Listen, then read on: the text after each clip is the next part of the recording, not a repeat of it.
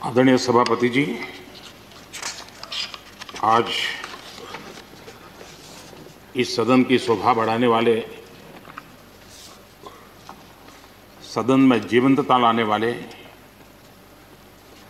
और सदन के माध्यम से जनसेवा में रत ऐसे चार हमारे साथी,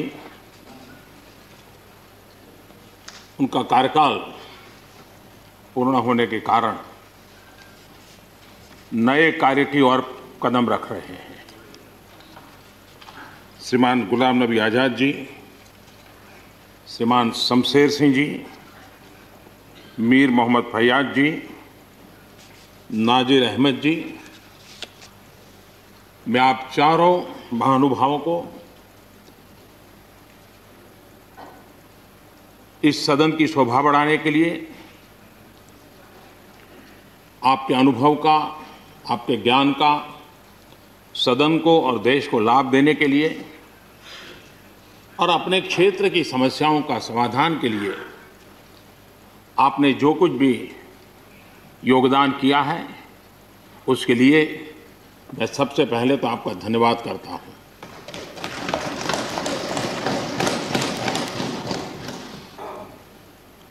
मीर मोहम्मद जी और नाजिर अहमद जी, ये दोनों ऐसे साथी,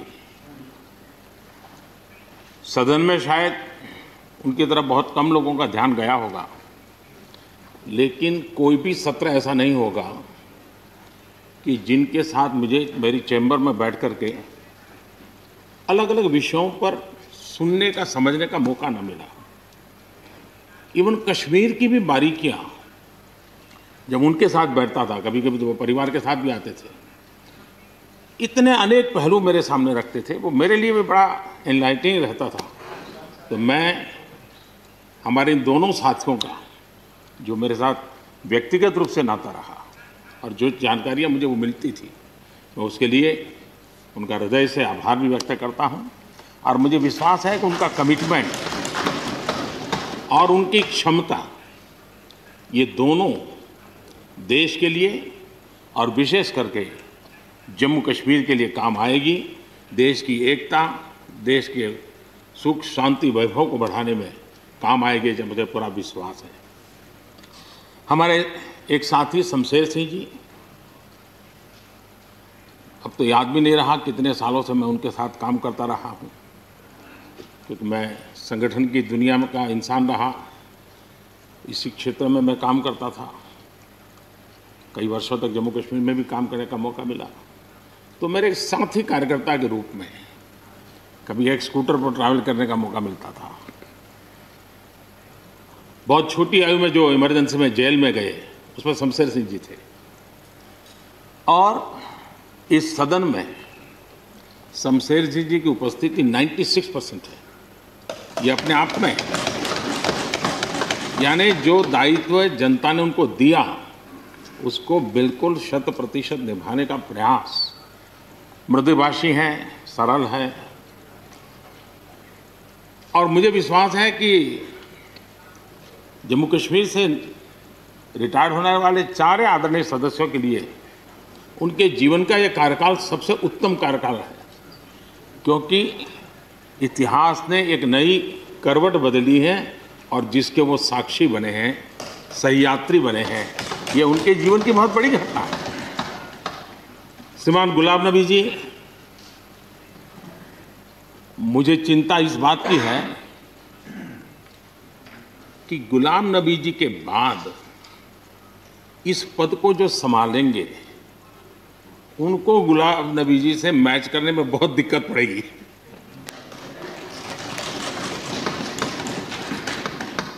क्योंकि गुलाम नबी जी अपने दल की चिंता करते थे, लेकिन देश की और सदन की भी उतनी ही चिंता करते थे। ये छोटी बात नहीं है जी, ये बहुत बड़ी बात है जी। वरना अपोजिशन के लीडर के रूप में अपना दबदबा पैदा करना, ये सब मोह किसी को भी हो सकता है, लेकिन उन्होंने सदन से, मैं शरद पवार जी को भी इसी कैटेगरी में रखता हूं, वे सदन की और देश की चिंता को प्रायोरिटी देने वाले नेताओं में से रहे।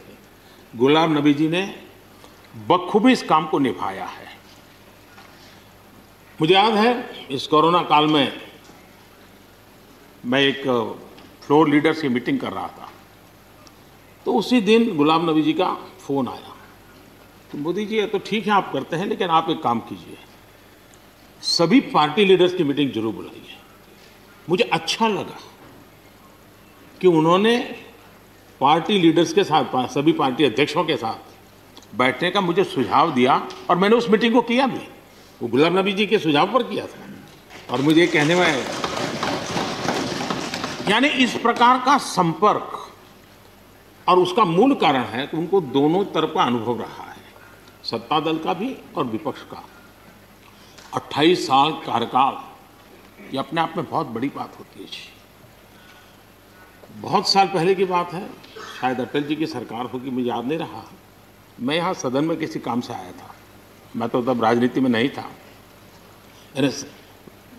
ये इलेक्टोरल पॉलिटिक्स में नहीं था, मैं संगठन का काम करता था। तो मैं और गुलाम नबी जी ऐसे ही लॉबी में गप्पे मार रहे थे।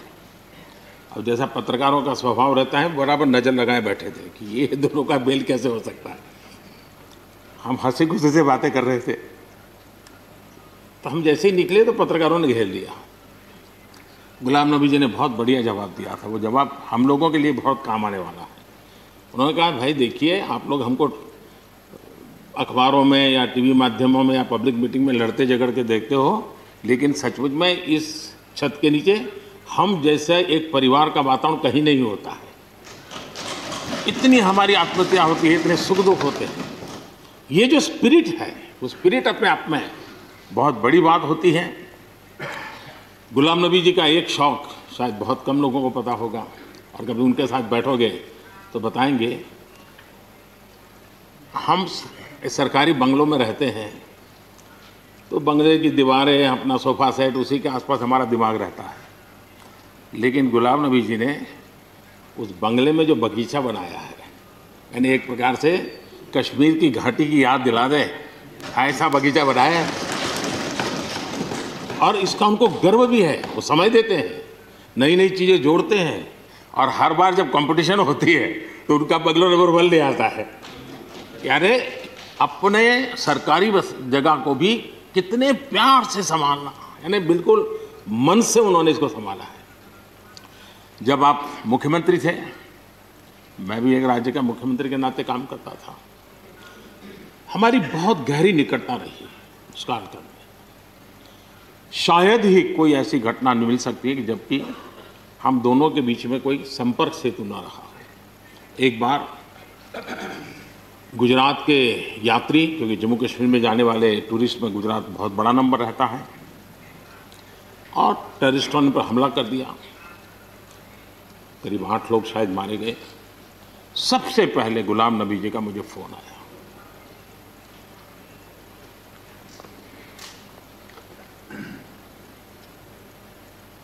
और वो फ़ोन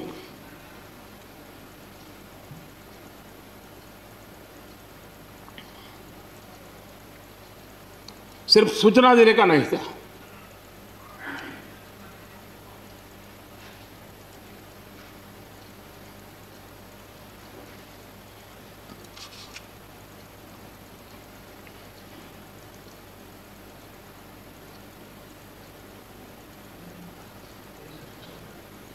उनके आंसू रुक नहीं रहे थे। फोन पे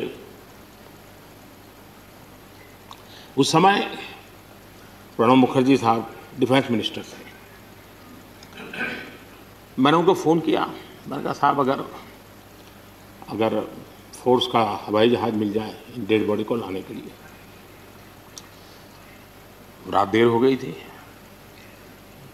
प्रणब मुखर्जी साहब ने कहा, आप चिंता मत कीजिए, मैं करता हूँ व्यवस्था। लेकिन रात में फिर गुलाम नबी जी का फ़ोन आया। वे एयरपोर्ट थे।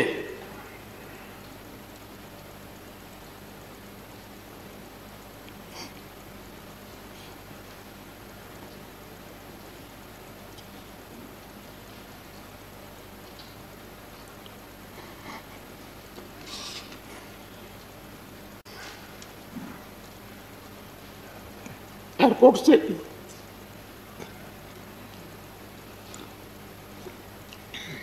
उन्होंने मुझे फोन किया और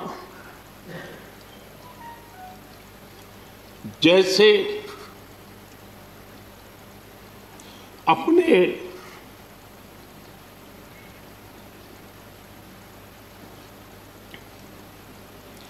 परिवार के सदस्य की चिंता करें, वैसी चिंता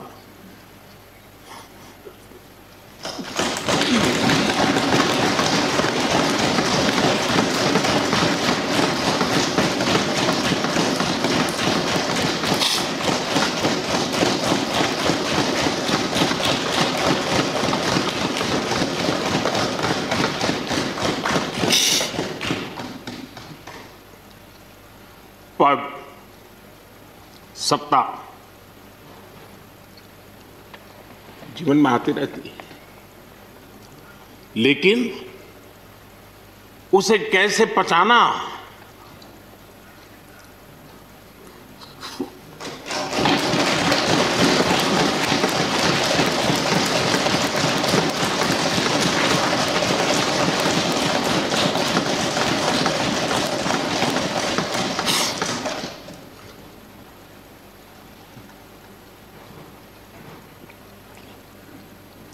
मेरे लिए बड़ा भावुक पल था।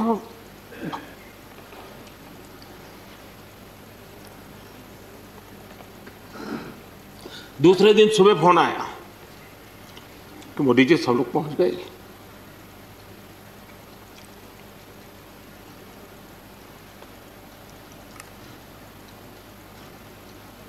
इसलिए एक मित्र के रूप में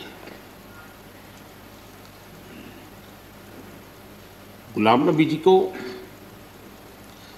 घटना और अनुभव के आधार पर मैं आदर करता हूं।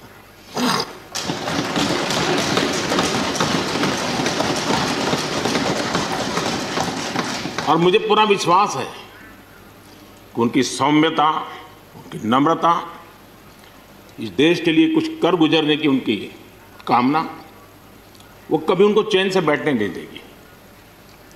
और मुझे विश्वास है कि जो भी दायित्व जहां भी वो संभालेंगे, वे जरूर वैल्यू एडिशन करेंगे, कंट्रीब्यूशन करेंगे और देश उनसे लाभान्वित होगा। ये मेरा पक्का विश्वास है। मैं फिर एक बार उनकी सेवाओं के लिए आदरपूर्वक धन्यवाद करता हूं और